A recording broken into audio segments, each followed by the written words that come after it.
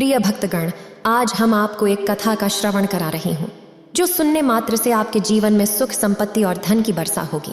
तो चलिए कथा को प्रारंभ करते हैं। भगवान शिव माता पार्वती से कहते हैं, मनुष्य के जीवन में किस्मत की भूमिका हमेशा रही है। मनुष्य अपने जीवन में सुख, समृद्धि और सफलता की कामना करते हैं, लेकिन मनुष्य अपने किस्मत का सामना नहीं कर पाते हैं तो उन्हें अक्सर तौर कर बताते हैं।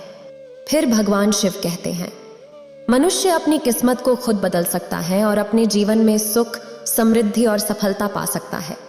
मनुष्य के जीवन में किस्मत उनके विचारों, कर्मों और अभ्यासों पर निर्भर करता है।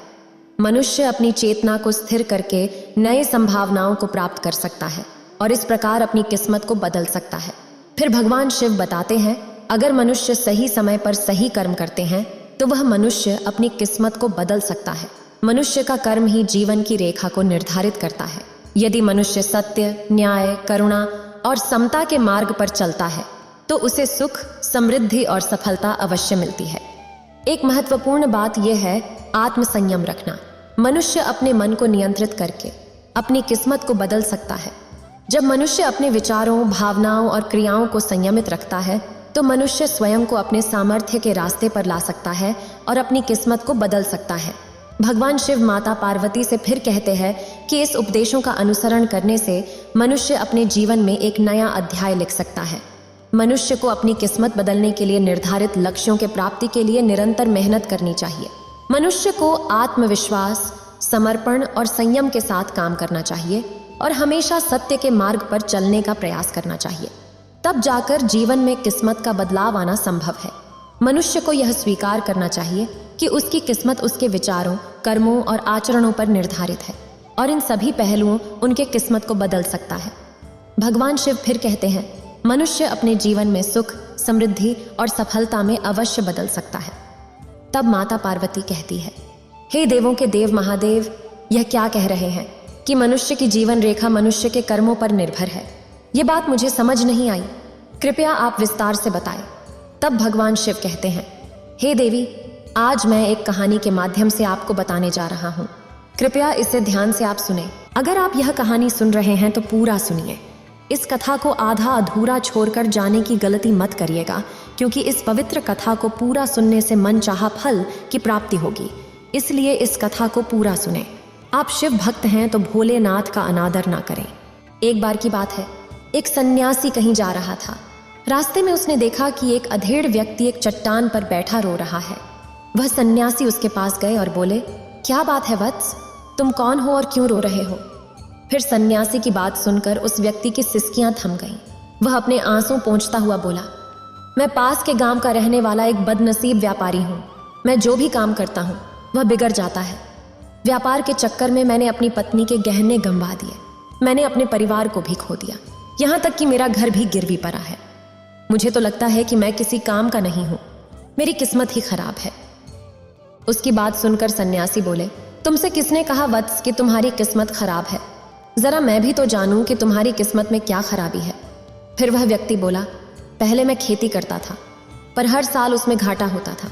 कभी सूखा पड़ जाता तो कभी ज्यादा बारिश के कारण फसल बर्बाद हो जाती। इससे परेशान होकर मैंने व्यापार करने का निश्चय किया। मैंने पत्नी के गहने बेचकर अपना व्यापार शुरू किया, लेकिन मेरा व्यापार नहीं चला। शुरू में परिवार वालों ने मेरा साथ दिया, लेकिन जैसे जैसे मुझे नुकसान होने लगा, मेरे परिवार वाले भी मुझसे दूर हो गए। मैं यह सब उनके लिए ही कर रहा था, लेकिन अब वे लोग मुझे देखकर नजरें फेर लेते हैं और मुझे ही मेरे परिवार की दुर्दशा का जिम्मेदार ठहराते हैं। उस व्यक्ति ने एक लंबी सी सांस ली और फिर बोला, मेरा एक मित्र है, उसने भी मेरे साथ अपना व्यापार शुरू किया था। उसका व्यापार अच्छा चल रहा है। वह जब भी मेरे घर आता है तो अपनी सफलता की कहानियां सुनाता है। उसकी बातें सुनकर मेरे घर वाले भी कहते हैं कि उसे देख और कुछ सीख। हमें तो लगता है कि तेरे वश का कुछ भी नहीं है। उन लोगों की बातें सुन सुनकर अब तो मुझे भी लगने लगा है कि शायद मेरे वश का कुछ भी नहीं है। अब तो मुझे अपना जीवन ही व्यर्थ लगने लगा है। मेरे मन में ख्याल आता है कि अपना जीवन समाप्त कर लूं। मैं यहाँ आया भी इसी इरादे से था, लेकिन हिम्मत नहीं कर पाया, इसीलिए यहाँ एकांत में बैठा विलाप कर रहा था। फिर सन्यासी बोले, ओह तो ये बात है, वैसे क्या तुम इसके अलावा कुछ और भी कहना चाहते हो? उनकी बात सुनकर वह व्यक्ति बोला, एक और मेरा हर काम खराब हो जाता है, दूसरी ओर मेरा मित्र है जो हर समय मुझे नीचा दिखाने का प्रयत्न करता रहता है। मुझे समझ में ही नहीं आता है कि मैं क्या करूं। फिर सन्यासी बोले, क्या तुम अपने मित्र की बातें सुनकर दुखी हो जाते हो? हाँ, मैं उसकी बातें सुनकर स्वयं दुखी हो जाता हूं, उस व्यक्ति ने जवाब दिया। फिर सन्यासी ने फिर पूछा, तुम्हें किस बात का दुख होता है, अपने असफल होने का या फिर मित्र के सफल होने का? उनका सवाल सुनकर वह व्यक्ति एक पल के लिए सोच में पड़ गया। फिर वह बोला, अगर सच कहूं तो मुझे अपने असफल होने का उतना दुख नहीं होता है जितना कि मित्र के सफल होने का होता है। अर्थात यदि तुम्हारा मित्र असफल हो जाए तो तुम्हें खुशी होगी? सन्यासी ने प्रश्न किया। वह व्यक्ति बोला, हाँ, मुझे बहुत खुशी होगी। इसका मतलब है कि तुम्हारी खुशी तुम्हारे मित्र पर निर्भर है। फिर सन्यासी बोले, अगर वह चाहे तो तुम्हें खुश कर सकता है और अगर वह चाहे तो तुम्हें दुखी कर सकता है। तुम स्वयं से न तो खुश हो सकते हो और न ही दुखी हो सकते हो, अर्थात तुम अपने मित्र के गुलाम हो गए हो, इसलिए तुम्हारा कुछ नहीं हो सकता। ऐसा न कहे महात्मा, उस व्यक्ति ने हाथ जोड़ लिए। आपकी बातें सुनकर मुझे कुछ आशा बंध रही है। फिर सन्यासी बोले, जब हम किसी से आशा बांध लेते हैं तो उस पर निर्भर हो जाते हैं। ऐसे में हमारा खुश और दुख उस पर निर्भर करने लगता है। इससे बेहतर है कि तुम अपने आप से आशा बांधो। जब तुम ऐसा करोगे, साथ ही पूरे जतन से काम करोगे, तो तुम्हें सफलता अवश्य प्राप्त होगी।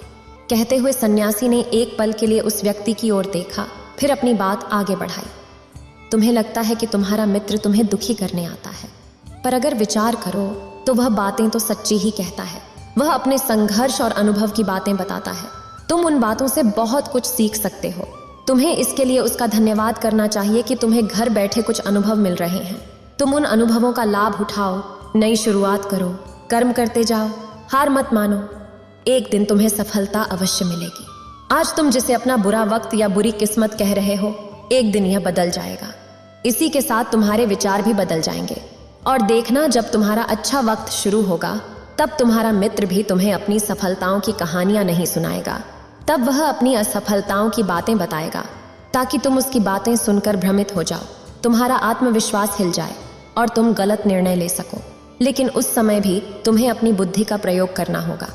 तुम्हारा मित्र जैसे आज तुम्हें दुखी करने आता है, उसी तरह उस समय भी वह तुम्हें दुखी करने आएगा। क्योंकि जिस तरह उसे दुखी देखकर तुम्हें मजा आता है, उसी तरह उसे भी तुम्हें दुखी देखने में उतना ही मजा आता है। वह व्यक्ति बोला, आपने सही कहा, लेकिन मेरा सबसे बड़ा दुख यह है कि मेरे परिवार के लोग भी इसमें शामिल हैं। वास्तव में मैं तो अपने परिवार के लिए अच्छा करना चाहता था, लेकिन वे लोग भी मेरी बात नहीं समझते हैं।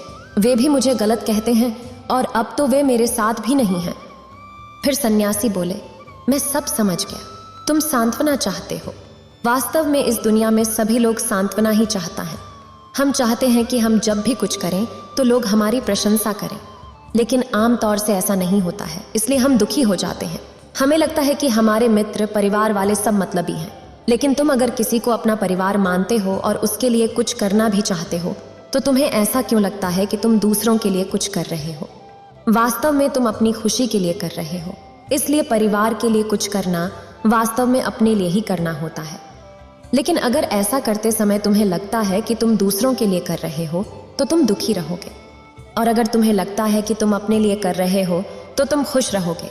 क्योंकि जब तुम अपने लिए कुछ अच्छा करते हो या करना चाहते हो, तब तुम्हें सांत्वना की जरूरत नहीं पड़ेगी। फिर सन्यासी की बातें सुनकर उस व्यक्ति के चेहरे के भाव बदल गए। वह बोला, आप सही कह रहे हैं, मैं समझ गया हूं। अब तक मेरी किस्मत खराब इसलिए थी क्योंकि वह दूसरों के हाथ में थी। अब मैं अपनी किस्मत को अपने हाथ में रखूंगा। मैं फिर से प्रयत्न करूंगा, पूरे मन से काम करूंगा और जब तक सफलता नहीं मिल जाती, चैन से नहीं बैठूंगा।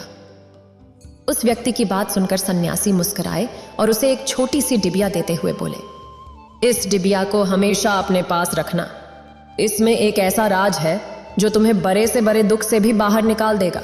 लेकिन इसे तभी खोलना जब तुम्हारे जीवन में कोई रास्ता ना दिखाई दे और तुम्हें लगे कि सब व्यर्थ है, यह दुनिया व्यर्थ है और यहाँ रहना भी व्यर्थ है। उस व्यक्ति ने सन्यासी को धन्यवाद दिया और डिबिया को लेकर चला गया। उसने नए उत्साह के साथ फिर से अपना व्यापार आरंभ किया। उसका व्यापार चल निकला। अपनी मेहनत और लगन के बल पर वह एक बड़ा व्यापारी बन गया। परिवार वाले भी उसके साथ आ गए और उसका जीवन हंसी खुशी बीतने लगा। अब वह भूतकाल का रोना छोड़ चुका था। वह भविष्यकाल की भी चिंता नहीं करता था, बस अपने वर्तमान को संवारने में लगा रहता था। और जो कुछ भी वह करता था वह अपने लिए करता था, अपनों के लिए करता था। इसलिए वह प्रसन्न था। उसके जीवन में अब कोई दुख नहीं था। लेकिन वक्त हमेशा एक जैसा नहीं रहता है, वह बदलता रहता है। फिर उसके जीवन में भी बदलाव आया। एक दिन उसके राज्य पर पड़ोसी राजा ने चढ़ाई कर दी। उसने इस राज्य पर अपना कब्जा कर लिया। उसके सैनिकों ने चारों ओर लूटमार मचा दी। उसी में उस व्यापारी का सारा धन लूट लिया। फिर उसके घर में आग लगा दी। जान बचाने के लिए उसे अपने परिवार के साथ वहां से भागना पड़ा। वह व्यक्ति अपने परिवार के साथ कई दिनों तक इधर उधर भटकता रहा। वह दाने दाने को मोहताज हो गया। उसका बच्चा बीमार हो गया। इलाज के अभाव में वह तड़पने लगा। यह देखकर उसका हृदय रो उठा। वह कैसे अपने बच्चे का इलाज कराए? उसके पास तो खाने के लिए भी पैसे नहीं थे। ऐसे में उसे एक बार फिर निराशा ने घेर लिया। अब उसे लगने लगा कि उसका जीवन व्यर्थ है, सारी दुनिया व्यर्थ है, किसी भी बात का कोई मतलब नहीं है। भले ही आप जीवन में कितना भी कुछ कर लो, कितनी भी सफलता हासिल कर लो, पर अंततः ये जीवन समाप्त ही होता है। तो फिर ऐसे में जीवित रहने का क्या फायदा? इससे तो अच्छा है कि वह अपना जीवन समाप्त कर ले। लेकिन तभी उसके दिमाग में सन्यासी की दी हुई डिबिया की याद आई। उसने उत्सुकता के साथ उसे खोला। डिबिया के भीतर एक पर्ची रखी हुई थी। पर्ची पर कुछ लिखा हुआ था। उसे पढ़कर उसकी आंखों के आगे छाया निराशा का अंधेरा छंट गया और वह मुस्कुरा पड़ा। पर्ची पर लिखा हुआ था, यह समय भी बीत जाएगा। उसने डिबिया को अपनी मुट्ठी में भर लिया और एक नई शुरुआत के लिए उठ खड़ा हुआ। फिर भगवान शिव कहते हैं, अगर आप भी ऐसी ही परिस्थिति से गुजर रहे हैं तो निराश न हो। अपने अतीत पर शोक मत करें, न ही भविष्य की चिंता करें। अपने वर्तमान को जिएं और उसे बेहतर बनाने के लिए सच्चे मन से प्रयत्न करें। यकीन माने, जल्दी ही आपकी किस्मत भी बदल जाएगी। इतना कहकर इस कहानी को समाप्त करते हैं। इस वीडियो को बोलते समय कोई त्रुटि हो तो मैं क्षमा चाहती हूँ। उम्मीद है आप सभी को ये वीडियो अच्छी लगी होगी। अगर आप शिव के सच्चे भक्त हैं तो चैनल को सब्सक्राइब और वीडियो को लाइक करके कमेंट में हर हर महादेव लिख दीजिए।